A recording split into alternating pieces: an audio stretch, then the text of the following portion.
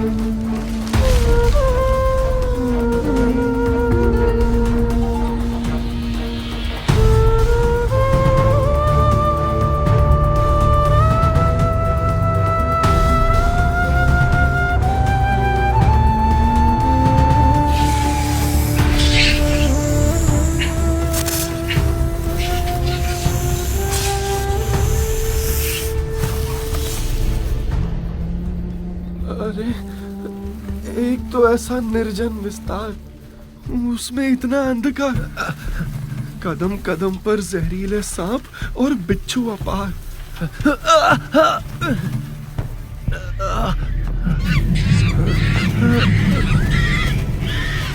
और ऊपर से कभी भी कोई भी जंगली पशु कर सकता है कहीं से भी वहां। हे भगवान, अब तो तू ही कर मेरा उद्धार।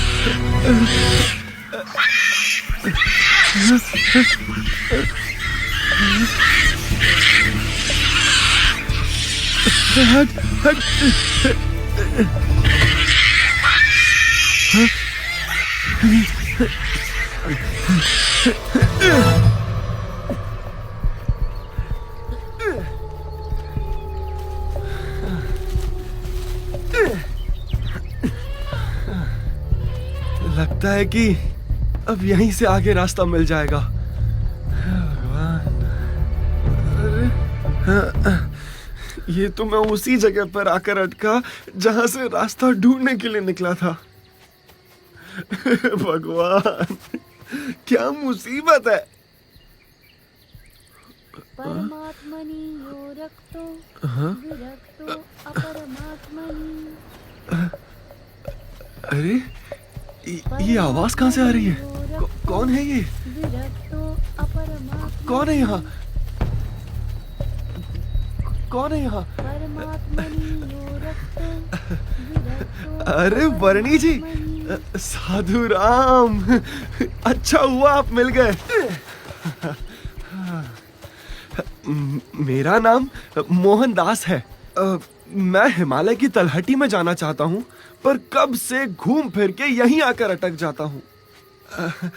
आप मुझे रास्ता दिखाएंगे? हाँ, अंत तक रास्ता दिखाऊंगा।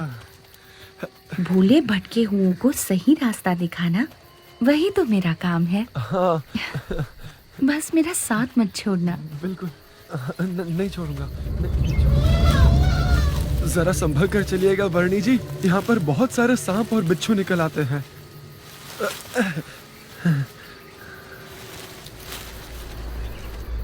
शिकारी पशुओं की तो भरमार है यहाँ, कहीं से भी सामने आ सकते हैं।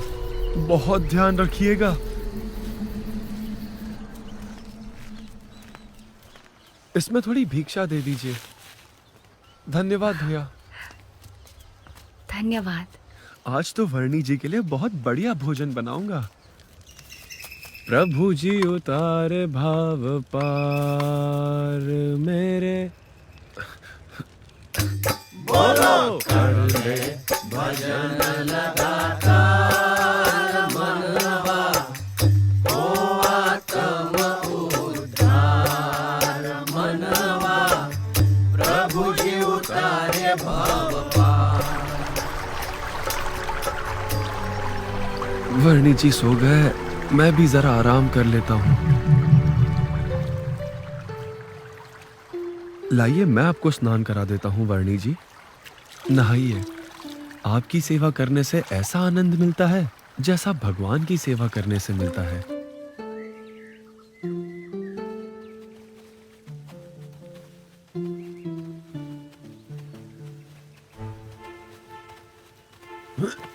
हाँ?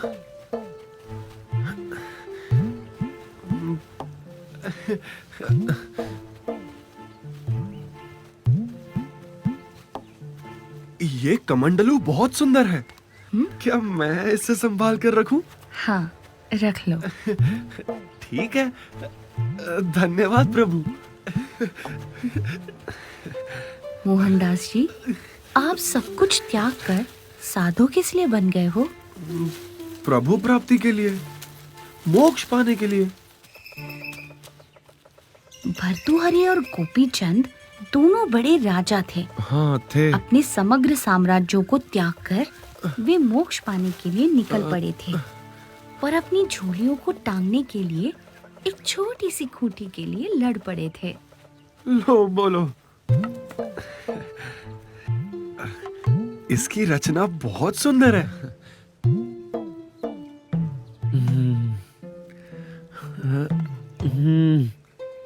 आपको पता है वर्णी जी, भरत राजा तो समग्र पृथ्वी का राज्य त्याग कर मोक्ष प्राप्ति के लिए निकल पड़े थे, पर उन्हें एक हिरण से ऐसा मोह हो गया कि वे मोक्ष मार्ग से विचलित हो गए। ये कमंडलू, इसे तो मैं बहुत संभाल कर रखूंगा। चौवन जी और सौभरी जी ने उस हद तक तप किया था कि वे देह भाव से परे हो गए थे, पर इतना कुछ करने के बाद भी वे माया के क्षुल्लक सुख में मोहित हो गए थे। लो, उनको भी ऐसा हो गया। बड़ा अजीब है ये माया का चक्कर। हाँ। वैसे आप इसका करोगे क्या?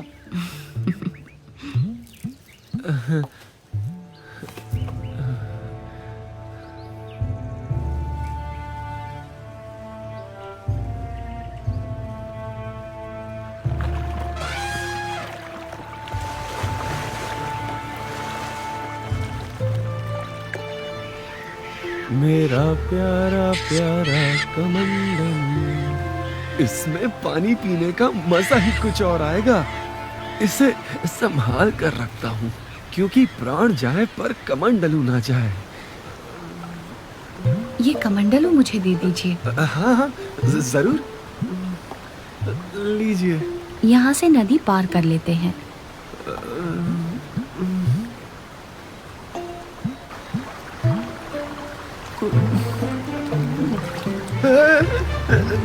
संभल कर,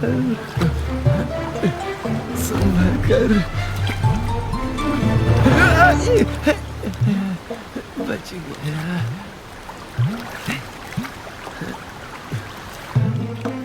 जरा ध्यान से प्रभु, गिरा मत देना। कमंडलू संभाल लेना।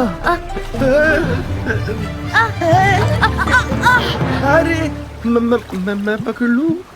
अरे मेरा कमंडलू टूट ना जाए, संभालिएगा।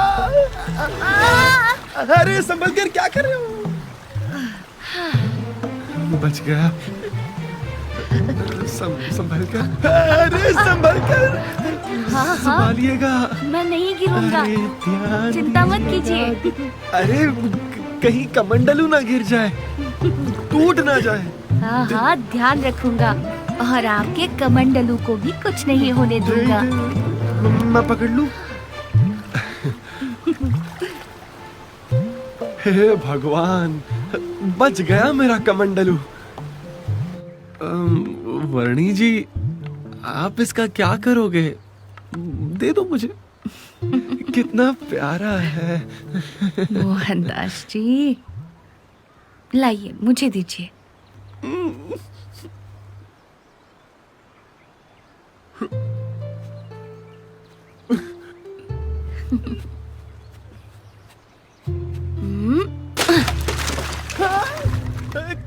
दिया आपने।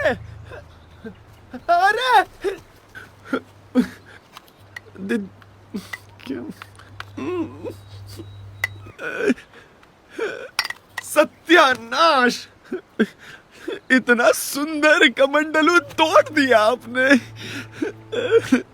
हाँ, क्योंकि साधु सन्यासी का सत्यानाश तो तब हो जाता है जब उसकी वृत्ति परमात्मा से छूटकर कोई भी छोटी बड़ी माइक वस्तु में लग जाती है। जिसको पाने के लिए सब कुछ छोड़ दिया हो, उस परमात्मा के सिवा और कहीं भी लगाव हो जाए तो साधु जीवन का सत्यानाश। सही कहा आपने नीलकंठ वर्णी। मैं भी भगवान के भजन छोड़कर इस तुच्छ कमंडलू के गीत गाने लगा था। मेरा तो स्वभाव ही ऐसा है, कहीं ना कहीं लगाव हो ही जाता है। तो मेरा मोक्ष कैसे होगा? निराशा से निराकरण नहीं होता, आशा रखिए मोहनदास जी।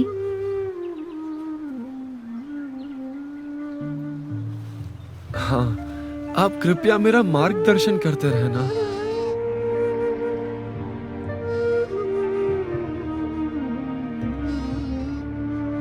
मैं बहुत खुश हूँ नीलकंठ वर्णी जी। मैं भगवान को ढूंढने की साधना कर रहा था और आप मुझे मिल गए। कर ले भजन लगातार मनवा, हो आत्म उद्धार। अब बहुत भूख लगी है, मैं भी ये फल खा लेता हूँ। ये फल जहरीले हैं, आप मत खाना।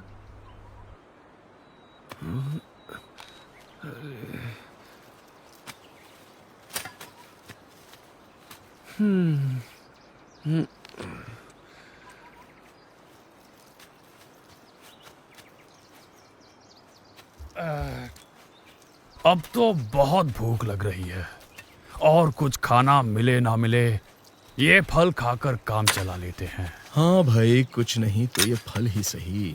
अरे ये फल मत खाइए, ये जहरीले हैं। हाँ, तुम्हें कैसे पता? इन्होंने बताया। हाँ?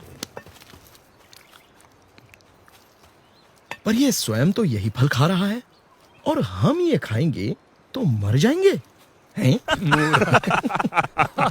ऐसी अर्थहीन बातें करने वाला कौन है ये? ये महापुरुष हैं, इनकी बात मानने में भलाई है। ये बच्चा महापुरुष। यदि ये महापुरुष है तो हम तो अति महापुरुष हैं। अरे ये स्वयं भगवान है। वे जो करते हैं वो करने में नहीं, पर वे जो कहते हैं वो करने में ही हमारी भलाई है, समझो। तुझे भूखा रहना है तो रहे, हम तो ये फल खाएंगे। चलो महापुरुषों, ये फल खाओ और भूख मिटाओ। लाओ भाई, महापुरुष लाओ। अब भी कहता हूँ इनकी बात मानो। ये जहरीले हैं। छोड़ो फिर। तू भी खा ले। ये देख, मैंने तो खाया, मुझे कुछ नहीं हुआ। ये देख, मैंने भी खाया, कुछ हुआ क्या? कुछ भी तो नहीं हो रहा है हमें। हम भी तो महापुरुष हैं। आजा तू भी खा ले। ये क्या हो रहा है? ये अरे ये वर्णी जी की बात ये सही थी। वर्णी जी की बात सच थी। जो भगवान की नहीं सुनेंगे उनका तो यही हाल होना निश्चित है। पर हाँ, इन सब को एक बार तो आपके दर्शन जरूर हुए हैं, तो कभी ना कभी तो उनका कल्याण जरूर होगा। मोहनदास जी, आप मुझे थोड़ा थोड़ा पहचान गए हैं, मुझसे जुड़ भी गए हैं। अभी आप थोड़े समय के लिए यही कहीं किसी तीर्थ स्थान में बस जाइए। समय के चलते पश्चिम दिशा में आपको पुनः मेरा योग होगा और आपका मोक्ष भी होगा।